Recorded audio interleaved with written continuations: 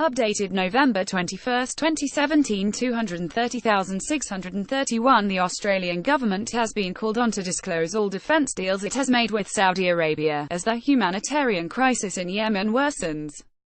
Key points: Amnesty International wants Australia to reveal its defence deals with Saudi Arabia. Saudi Arabia is blockading Yemen's main port, preventing food from reaching much of the population. The UN says 7 million people in Yemen are on the brink of starvation. Amnesty International said Australia is legally obliged to make sure any defence sales are not being used to commit human rights violations in Yemen. Saudi Arabia is blockading Yemen's main port, preventing food from reaching about 75% of the population.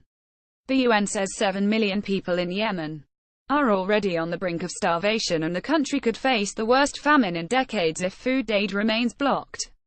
In the past 12 months, the Australian Department of Defence has approved 4 different military licenses to Saudi Arabia. Amnesty International's Rasha Mohammed told 7.30, "We're calling on Australia to fully disclose all transfer details and deals they've made with the Saudi coalition, and make public what are the end-user agreements."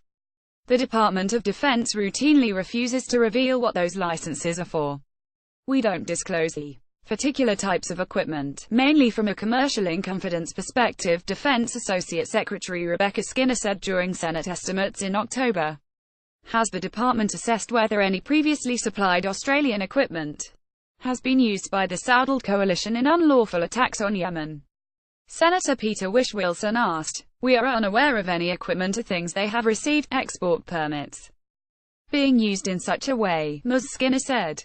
Last week, Defence Minister Marise Payne was questioned in Parliament over an Australian Navy training exercise with the Saudi Navy, the Red Sea, in August, which has been criticised by aid and human rights groups and the Australian Defence Association. The Saudi coalition war effort has been supported by the US and the UK. Both have also made billions selling the Kingdom arms.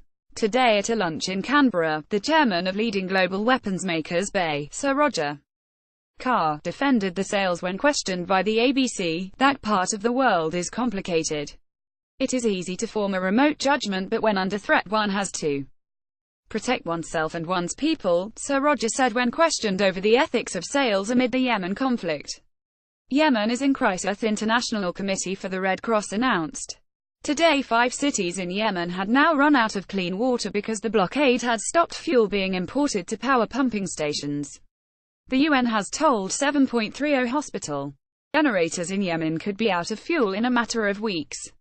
"We are sitting at probably 2 to 3 weeks supply of fuel for water truck delivery, for the pumping of clean water to prevent cholera, for the hospitals to continue to treat people," the UN's aid coordinator for Yemen, Jamie McGoldrick, said. "And if it runs out, then the tragedy just gets exacerbated to a level that we can't even imagine what it looks like." A doctor at al-Sabeen hospital in the capital Sana'a told 7.30 there were already signs of an impending diphtheria crisis. "We have a shortage and lack of the medicine and the antitoxin due to the blockade. Now we cannot find this medicine. So the mortality will increase and the spread of the disease will increase," Dr. Najla Al-Sonbali said.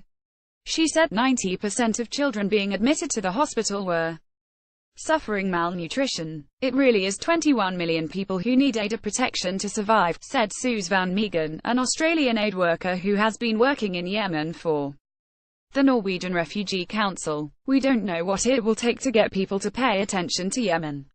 We feel that for 2.5 years we've been saying, the situation's getting worse. The situation's getting worse. There's an impending crisis in Yemen. It's no longer impending. Yemen is in crisis." Why the blockade happened? For nearly 3 years Saudi Arabia and its allies have been fighting Iran-aligned opposition rebels in Yemen called the Houthis. The allies are trying to restore the government of President Abdrabbuh Mansour Hadi, who was overthrown by the Houthis. The Houthis control the Yemeni capital Sana'a and a large swathe of the country. More than 20 million people live under their control. For years the Saudis and their allies have been restricting access to Houthis areas, closing Yemen's main airport last August and preventing aid and food shipments into the country. 2 weeks ago, Houthis rebels fired a ballistic missile towards Riyadh Airport in Saudi Arabia. The Saudi coalition retaliated, closing Yemen's main port and stopping all UN humanitarian flights in and out of the country. Saudi Arabia said the tight new measures were to stop Iran smuggling weapons to the rebels.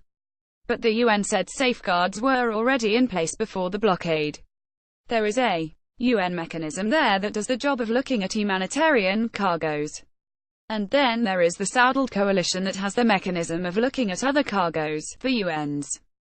Jamie McGoldrick told the ABC, the UN inspection mechanism which has been up and running for over a year and there hasn't been any incidents as far as I gather.